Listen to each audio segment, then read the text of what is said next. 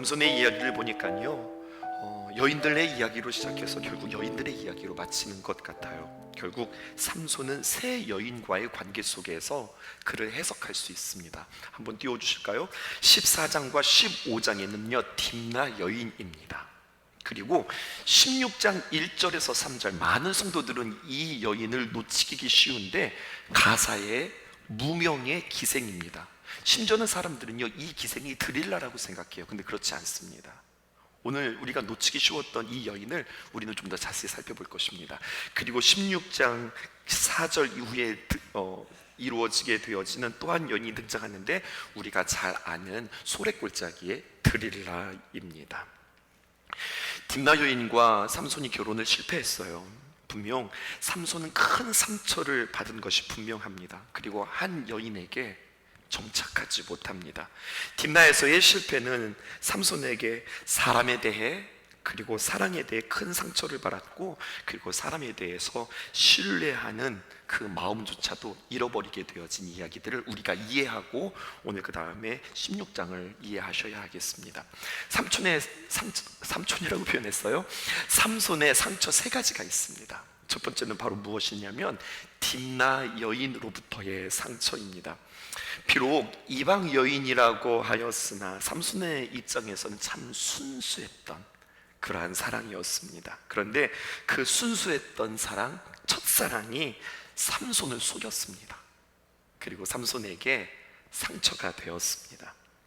30명의 청년들에게 협박을 당할 때에 삼손의 아내는 울면서 삼손을 꼬실 것이 아니라 사실 내가 이러한 난처한 일을 당했다고 삼손에게 이야기하고 상의했어야 했습니다. 그런데요, 그렇게 했다면 결과가 분명 달라졌을 텐데, 최소한 삼손이 그렇게 분노하지 않았을 텐데, 삼손은 정말로 내가 믿었고 처음 사랑했던 그 아내로부터 배신을 당하게 되었습니다. 참 믿었어요. 참 사랑했어요. 그랬던 그 사람이 나에게 거짓말을 한다? 여러분, 그것도 그냥 거짓말한 게 아니라 내가 정말로 확신에 차서 거짓말을 한다? 심지어는 자신의 확신을 증명하기 위해서 울면서 거짓말을 한다? 여러분, 이것만큼 상처가 있을까요? 또 하나의 상처가 있습니다. 그것은 바로 무엇이냐면 딥나 여인의 장인으로부터 받은 상처입니다. 삼손은 장인짜리에게까지 배신을 당하게 되어져요. 뭐라고 이야기하냐? 이렇게 이야기하죠.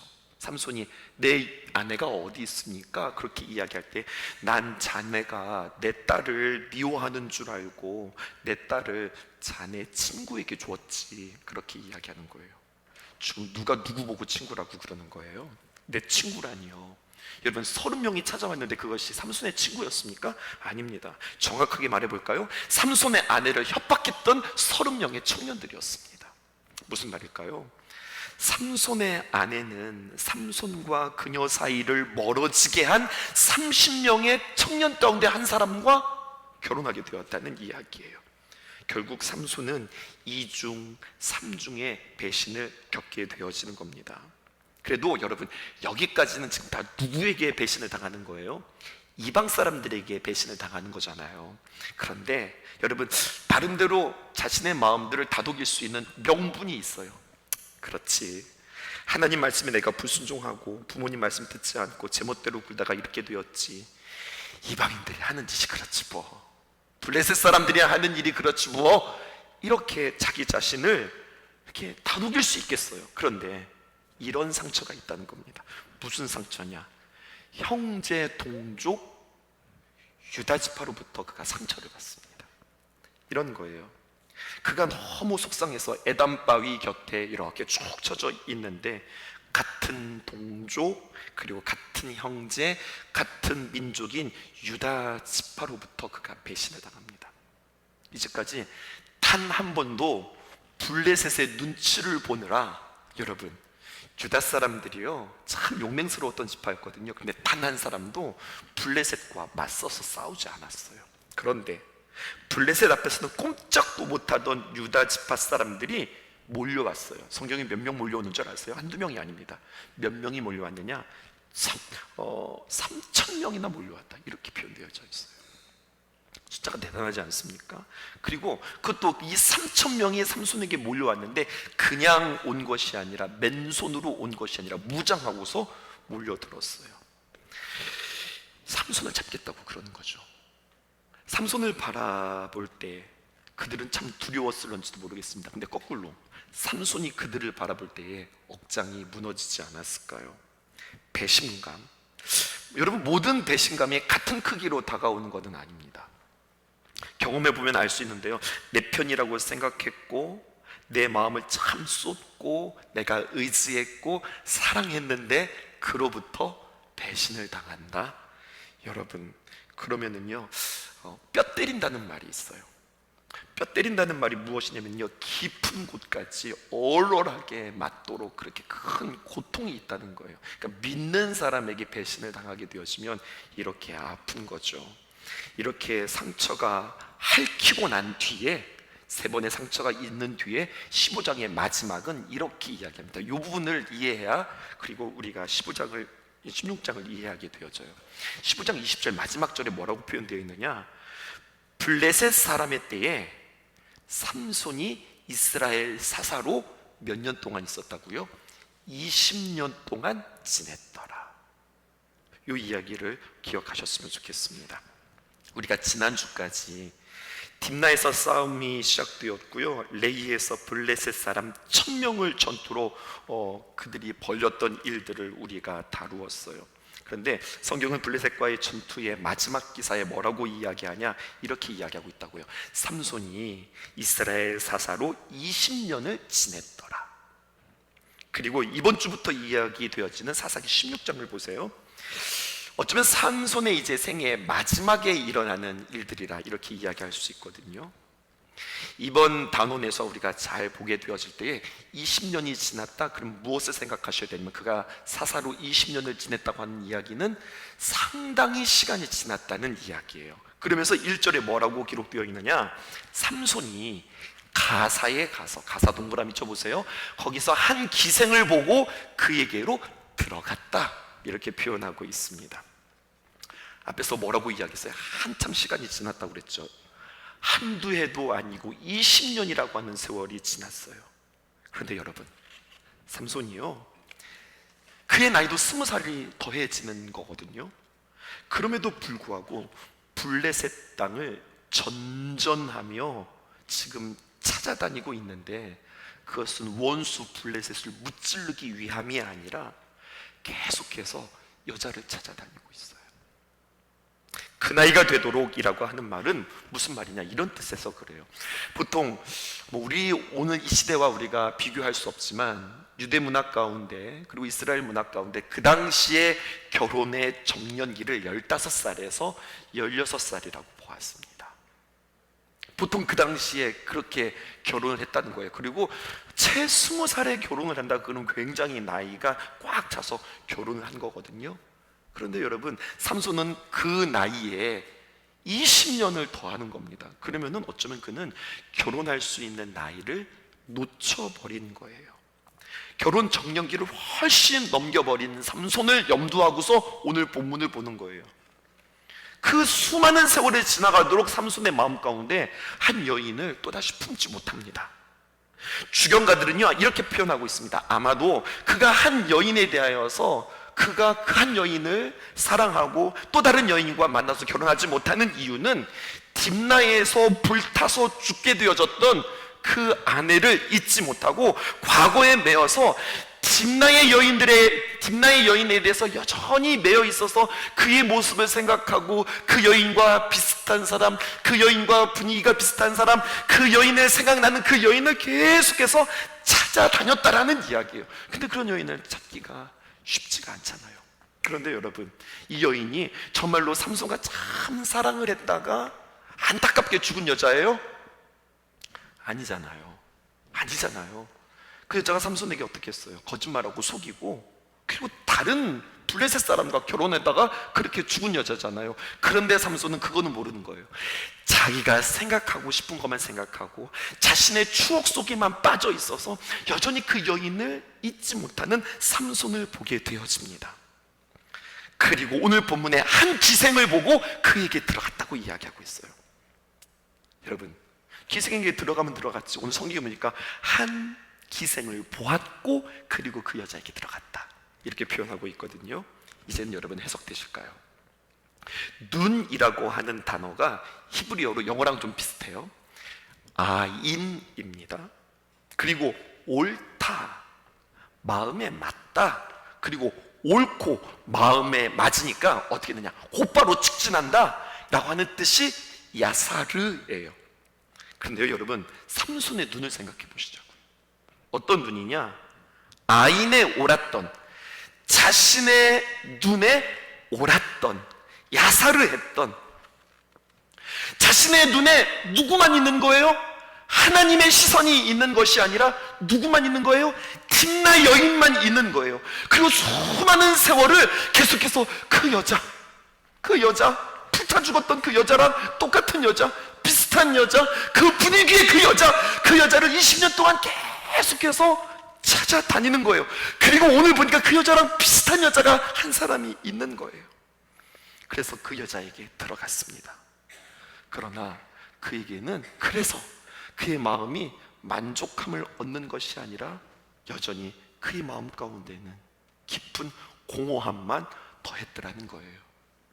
지난주 말씀에 우리의 마음을 시원케 하시는 하나님, 엔학골에 여러분들 기억나세요?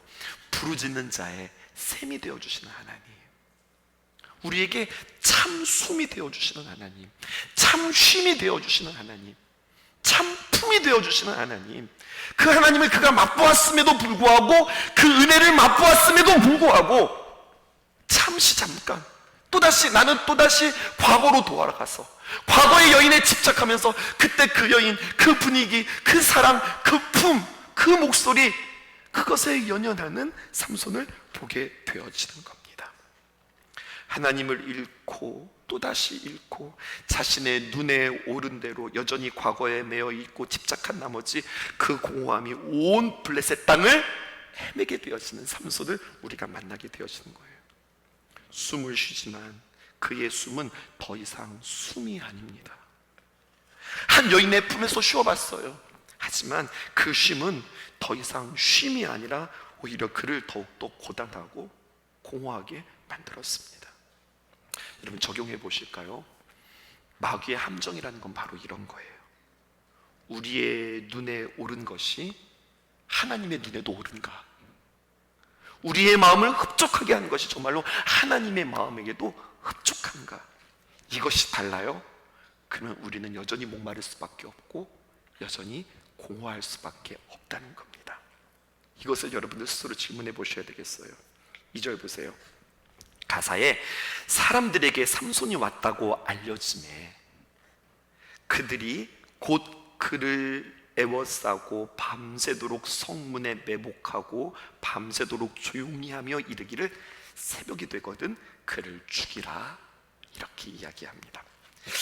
1절에도 보면은요 가사가 등장했고 거기 동그라미 치라고 그랬죠. 2절에도요 가사라고 나와 있어요. 거기도 또 동그라미를 쳐보세요. 블레셋 사람들에게는요 계속해서 끊임없이 이 삼손이 여자를 찾아다닌대, 이 여자를 찾아 헤매는 이 삼손의 행적에 대해서 잘 알려졌던 것 같습니다. 그래서 오늘 보니까 삼손이 가사에 왔다고 하는 소식이 그들에게 알려지고 그들이 매복하고 있다가 어떻게 하면 삼손을 잡을까 이 생각을 하는 거예요. 왜 가사에다가 동그라미를 치라고 했냐면 새벽에도 여러분들에게 말씀드렸지만 블레셋은 그냥 한 국가가 아니라 5개의 도시가 묶여서 한 국가를 이루게 되어지거든요. 그런데 여러분 이 5가지의 도시가 쭉 나열되어질 때에 제일 먼저 무엇이 등장하게 되어지냐면 가사예요. 가사, 아스돗, 에글론, 아스글론, 가드. 때로 다른 성경에 보면 가사는 늘 1등이에요. 가사가 등장하고 그 다음에 아스돗, 에스글론, 그 다음에 가드와 아스글론이 뒤바뀌는 경우들은 있어요. 하지만 가드는 맨 먼저 등장합니다. 무슨 이야기냐면 5가지의 성읍 가운데에서 제일 큰 도시라는 이야기예요. 또 재미있는 것은요 이 가사라고 하는 뜻이 말뜻 자체가 뭐냐면 강하다라고 하는 뜻이에요. 지중해 연안에 위치하여 있고 블레셋 국가의 주력이 되어지는 도시라 할 수 있겠습니다. 블레셋 사람들은 기생집을 애워싸는 동시에 밤새도록 지금 성문에 매복하고 있는데 그 어느 누구도 삼손을 치자. 여러분들 지금 이렇게 하지 못하는 거예요. 그리고 그들이 하는 말 좀 들어보세요. 뭐라고 이야기하냐? 새벽이 되면 우리가 그를 죽이자, 이렇게 이야기하는 거예요. 뭔가 느껴지세요? 바뀌었어요. 뭐가 바뀌었어요? 블레셋 사람들과 이스라엘 사람들이 하던 말들이 바뀌었어요. 전에는 누가 이렇게 이야기했어요? 이스라엘 사람들이 이렇게 이야기했어요. 늘 이스라엘 사람들 블레셋을 보면서 야야야, 왜 너는 들쑤시고 다녀? 왜 너는 난리치고 다녀? 조용히 해, 조용히 해. 쉿. 그들이 블레셋을 눈치 보기에 바빴는데 어느 순간 블레셋이, 그것도 지금 어느 성읍에서, 가사라고 하는 성읍에서, 그 가사는 어떤 성읍입니까? 강하다, 힘세다, 최고다라고 하는 그 성읍에서 이제는 어느새 블레셋 사람들이 누구를요? 이스라엘 삼손을 지금 두려워하고 눈치 보고 있는 거예요. 가드의 사람들, 강하다고 하는 이름의 성읍의 사람들이 삼손 한 명을 두고 전전긍긍하고 있다. 오늘 이 성경의 이 컨셉을 우리는 이해하셔야 하겠습니다. 성경이요, 아주 재미있는 내용들을 지금 깔고 있어요. 15장이 끝나면서 삼손은 그저, 앞에서 제가 어떻게 설명했죠?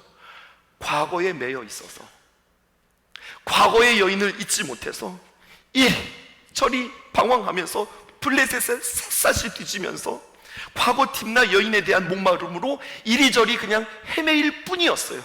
자신의 눈에 보기에 좋은 대로 그 여자가 여기 있나, 저 여자가, 그 여자가 저기 있나, 이렇게 막 방황하는 세월이 몇 년이었다고요? 20년이었어요.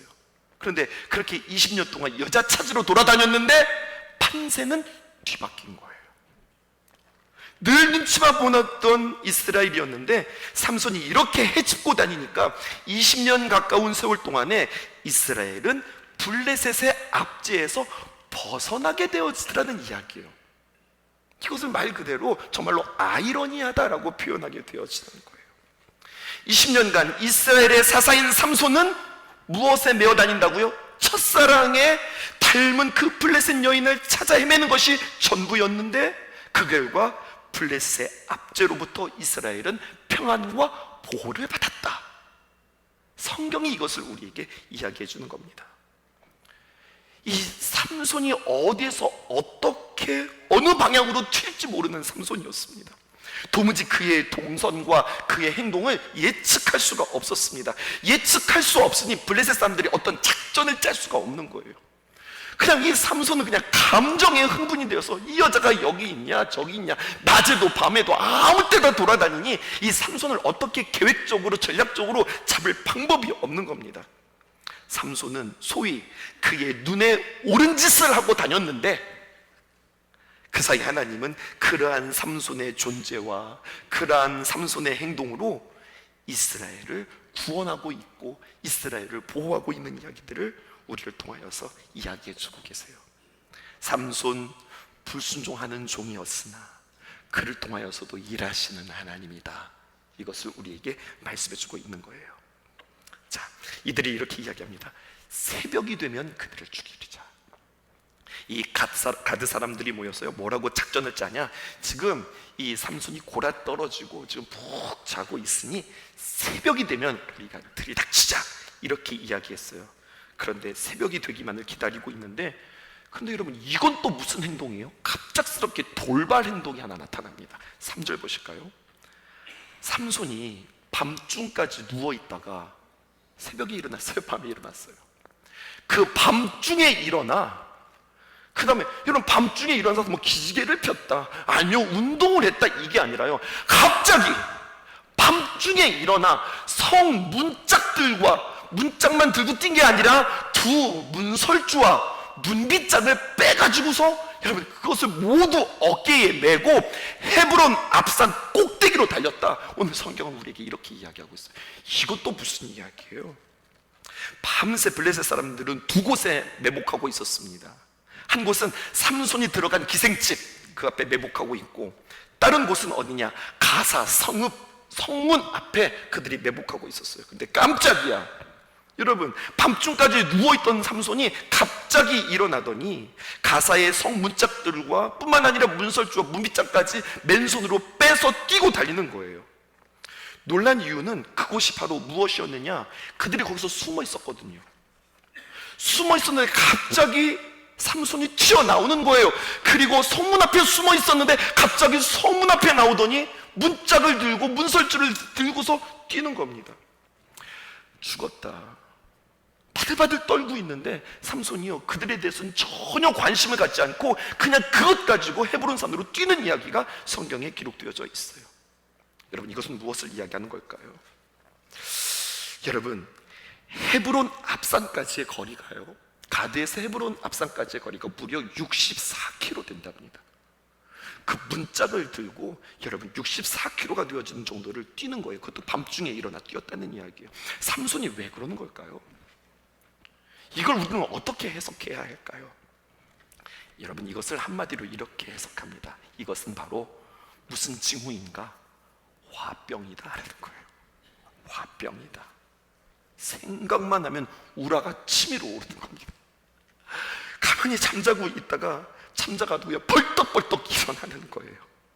어떤 여인을 품에 안아도, 어떤 자리에 있어도 그 여인을 잊을 수가 없는 겁니다.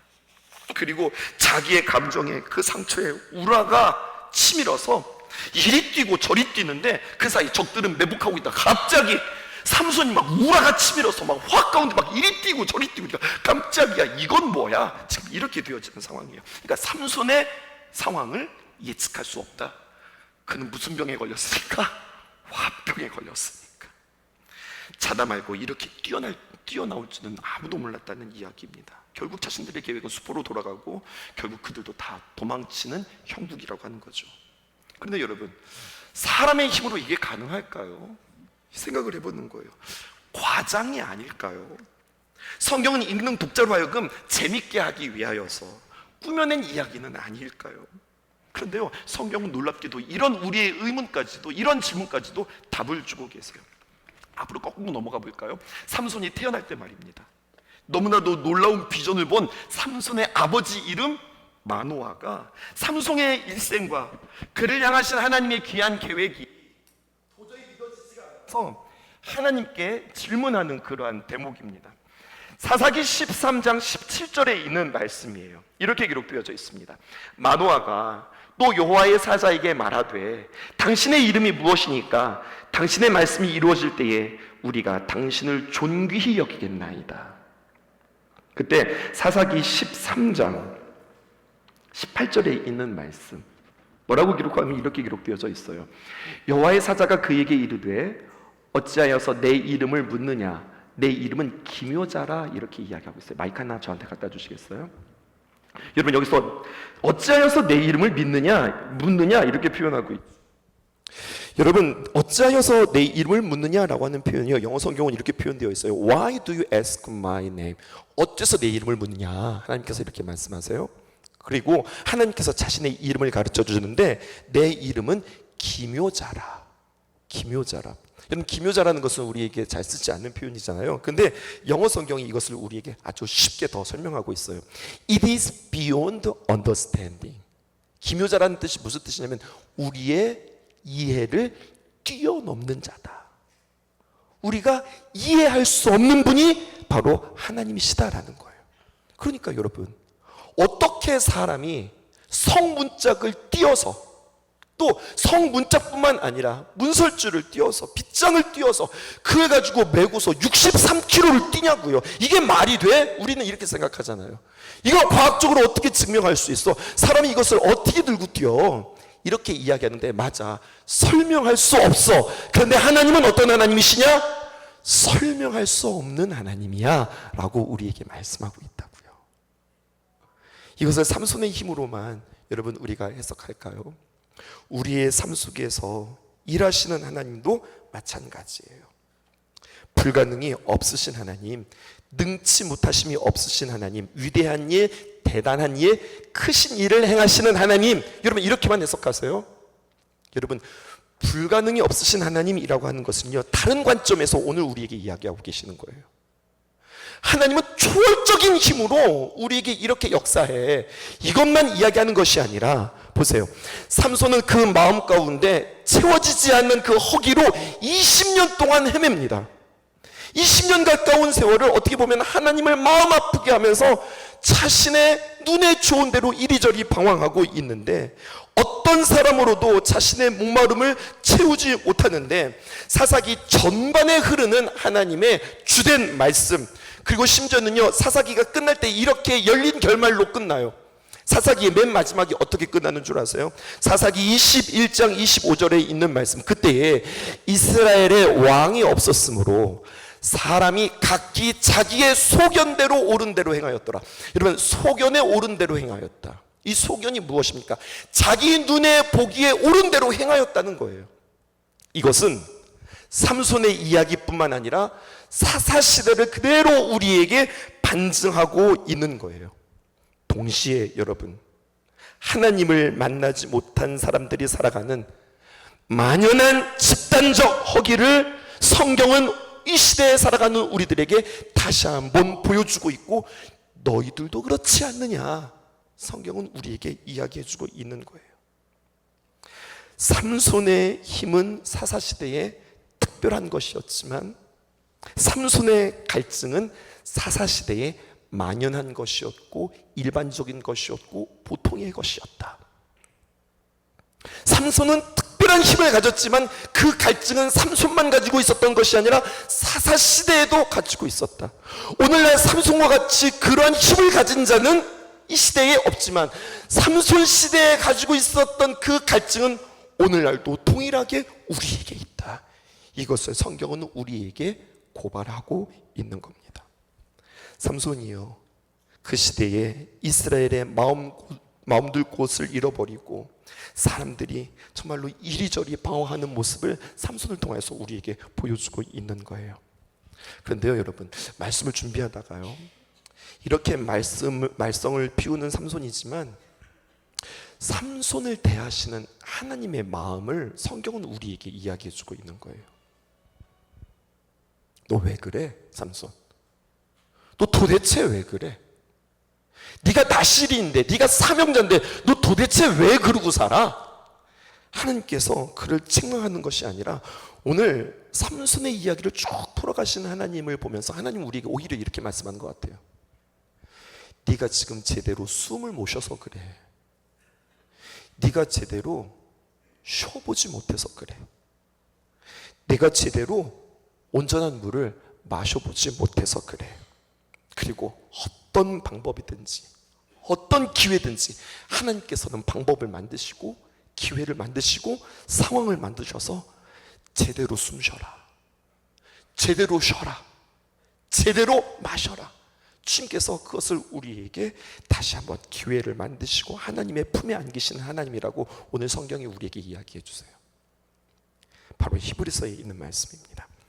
히브리서 4장 15절에서 16절에 있는 말씀, 우리에게 있는 대제사장은 예수님을 말하는 거예요. 우리의 연약함을 동정하지 못하실 이가 아니다. 부정어를 지금 2번 말하면서 우리에게 강한 긍정을 이야기하고 있습니다. 우리를 동정하지 못할 이가 아니시다. 그 말은 바로 무엇이냐면 우리의 마음을 너무나도 잘 아시는 하나님이시다. 우리의 연약함도 너무나도 잘 아시는 하나님이다. 모든 일에 우리와 똑같이 시험을 받으신 이로되 죄는 없으시다.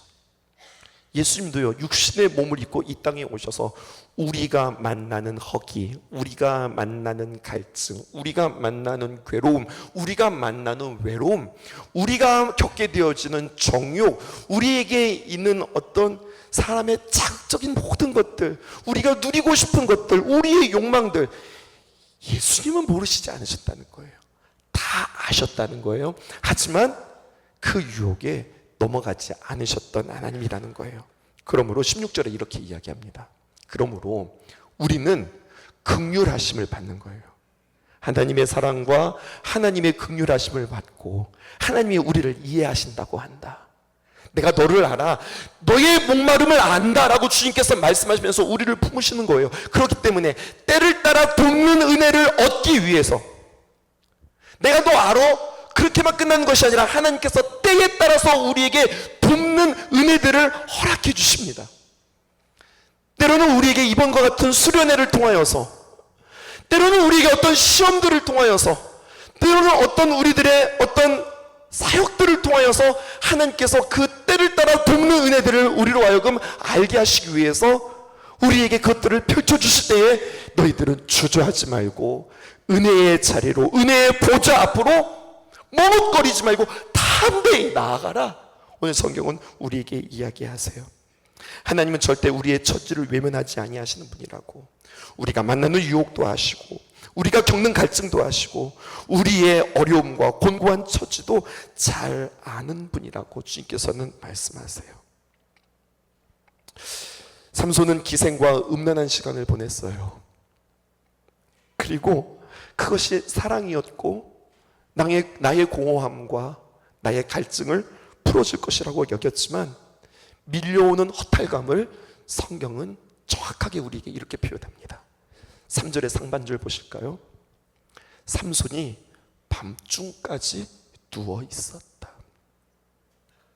여러분, 그의 음란한 시간들과 자신의 욕정을 풀고 나서, 그리고 뿌듯하고 만족하여서 그가 쿨쿨 잠에 든 것이 아니라, 그런데도 자신이 해보고 싶고 자신이 해보았고 그리고 자신이 맛보았음에도 불구하고 여전히 자신의 마음을 채우지 못하는 것으로 인하여서 삼손이 늦은 밤까지, 밤중까지 아무것도 하지 못하고 뜬 눈으로 밤을 새우며 누워 있었다라고 성경이 기록하고 있어요. 이 문장을 보면서 삼손의 허무함과 채워지지 않는 외로움이 여러분들 보이지 않으세요? 삼손이 허망함에 시달리다 못해 결국 그는 한밤중에 벌떡 일어납니다. 그리고 어떻게 합니까? 기생과의 관계로도 채워지지 않는 그 빈 공간을 잊기 위해서, 여전히 내가 잊을 수 없는 그 첫사랑을 잊어보려고 삼손이 택한 방법은 무엇이냐? 가사의 성문짝들을 다 뽑아서 들고 뛰는 거였어요. 그리고 미친 듯이 뛰는 겁니다. 이렇게라도 뛰어야 그의 아내를 불태워 죽인 블레셋 사람들의 만행을 잊어버릴 것만 같았던 거죠. 그리고 그 일을 생각할수록 그의 마음은 정말로 미칠 것만 같았습니다. 근데 여러분, 제가 질문해 볼게요. 많고 많은 것 가운데 왜 성의 성문짝을 띄어서 그려가지고 헤브론산까지 달려갔을까요? 왜 그랬을까요? 이제 해석해 볼게요. 성문이 무엇인지 아셔야 합니다. 성문은 바로 무엇이냐? 철저한 성읍의 1차 방어책입니다. 여러분, 우리가 옛날 영화나 중세시대의 영화를 보게 되면 적군이 막 몰려옵니다. 그럼 어떤 것들을 준비합니까? 큰 나무통 같은 것들에 앞에를 연필처럼 뾰족하게 파고 말입니다. 온 사람들이 저 성문을 향해서 막 달려들면서 뚱뚱 치는데 어디를 칩니까? 성벽을 칩니까? 성문을 칩니까? 성문을 치는 거예요. 무슨 뜻인 줄 아세요? 성문이라고 하는 것은 외적의 침입을 막는 가장 최소한의, 그리고 가장 최후의 보루였던 거예요. 그것을 띄는 겁니다. 성문의 문짝을 해체했다. 성문이 없는 성벽을 생각해 보세요. 성벽이 견고하게 서 있는데 성문이 뻥 뚫려 있어요. 그러면 여러분, 성벽이 무슨 의미가 있어요? 아무리 두꺼워도 무슨 소용이 있어요? 성문이 뻥 뚫려 있는데. 이해되십니까? 여러분, 강하다라고 하는 뜻을 가진 가사, 그런데 삼손이 성문을 띄었다? 그럼 무엇이 되느냐? 절대로 강한 도시가 되지 않는 겁니다. 이제부터는 어떤 외적의 침으로부터 그들은 어떤 상태가 되느냐? 무방비 상태가 되어지는 거예요. 삼손은 무슨 생각을 했을까요? 블레셋 사람들이 너희들이 내 아내를 불로 태워 죽였어. 그러니까 너희들은 이렇게 털려도 마땅하지. 너희들은 이렇게 공격을 당해도 당연하지. 니들이 나한테 한 짓을 생각해봐. 니들이 내 여자한테 한 짓을 생각해봐. 너희들을 완전 뻥 뚫어 놓을 거야. 그러한 마음으로 성문을 뻥 뚫어서 그걸 가지고 헤브론 63km를 달렸다고요. 여러분, 삼손이 가사의 성문짝을 헤브론 앞산 꼭대기에 가져다 놓은 것은요, 그들을 향한 분노의 표현이었을 거예요. 당연히 어떤 마음이었을까요? 조롱이 섞인 그러한 분노였겠죠. 여러분, 삼손이 겪은 상처를 보면 이거보다도 더한 일도 하고 싶었을걸요? 그래서 저는 삼손을 만났어요. 그리고 제가 신방했어요. 그리고 물었습니다. 그래서 삼손, 그렇게 했더니 후련해? 그렇게 했더니 한이 풀려?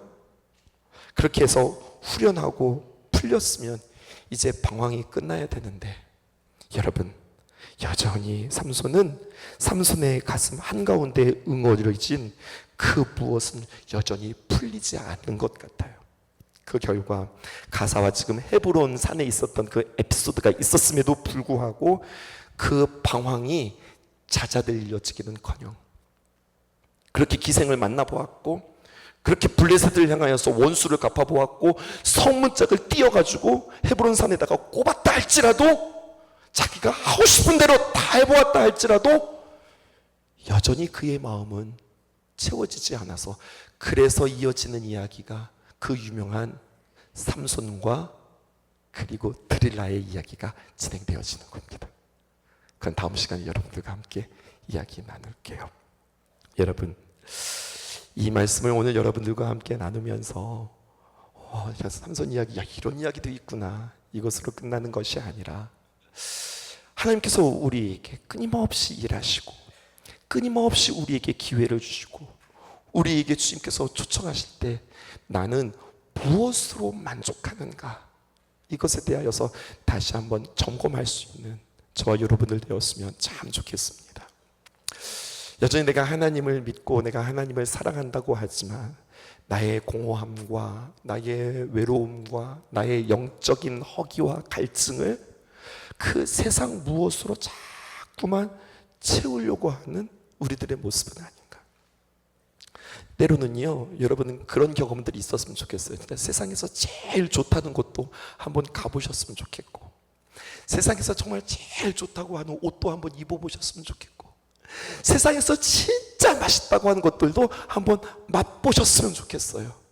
그리고 와 진짜 좋네, 와 진짜 맛있네, 이게 아니라 그것을 모아보았더니, 그것을 가져보았더니, 그것을 입어보았더니, 그것을 누려보았더니, 그리고 그곳에 가보았더니 별거 없네, 별거 없네, 별거 아니네, 별거 아니네, 이런 고백이 여러분들에게 있었으면 좋겠어요.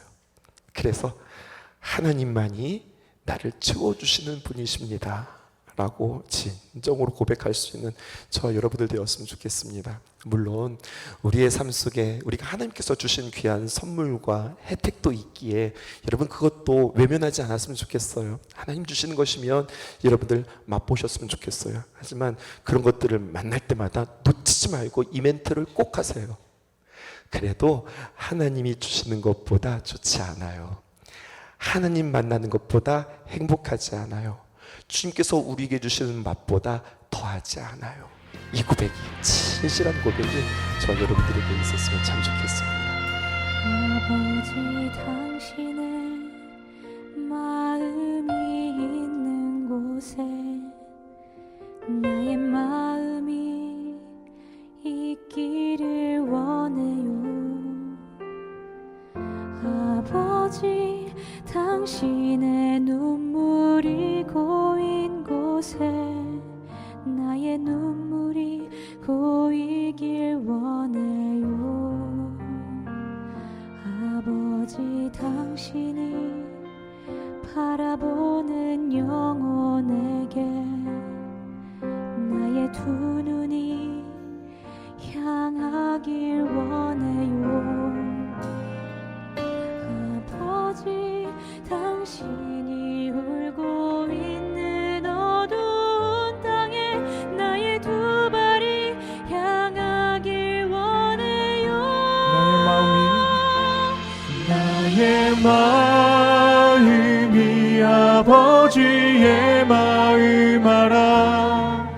내 모든 뜻 아버지의 뜻이 될 수 있기를. 나의 온몸이 아버지의 마음 알아. 내 모든 삶 당신의 삶 되기를. 아버지 당신의 마음이 있는 곳에 나의 마음이 있기를 원해요. 아버지 당신의 눈물이 고인 곳에 나의 눈물이 고이길 원해요. 아버지 당신이 바라보는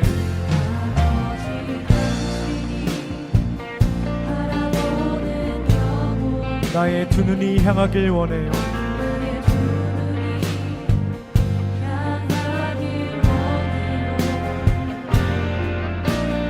아버지 당신이 울고 있는 어두운 땅에 나의 두 발이 향하길 원해요. 나의 마음이 아버지의 마음 알아. 내 모든 뜻 아버지의 뜻이 될 수 있기를.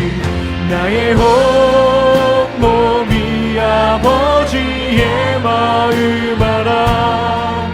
내 모든 삶 당신의 삶 되기를. 나의 마음이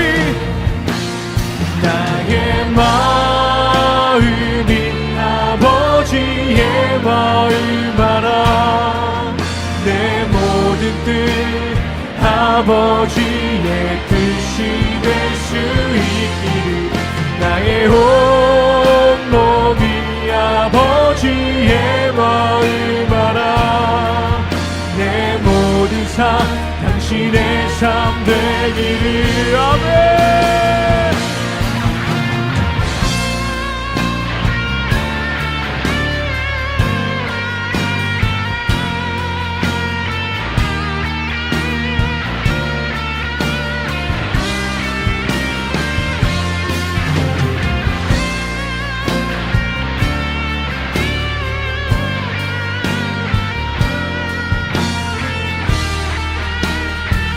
계속해서 우리들의 목숨을 고백하며 나아갑시다. 나의 마음이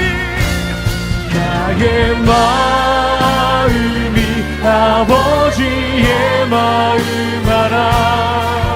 내 모든 뜻 아버지의 뜻이 될 수 있기를. 나의 온몸이 아버지의 마음 알아. 내 모든 삶 당신. 우리 마지막으로 고백합시다. 나의 마음이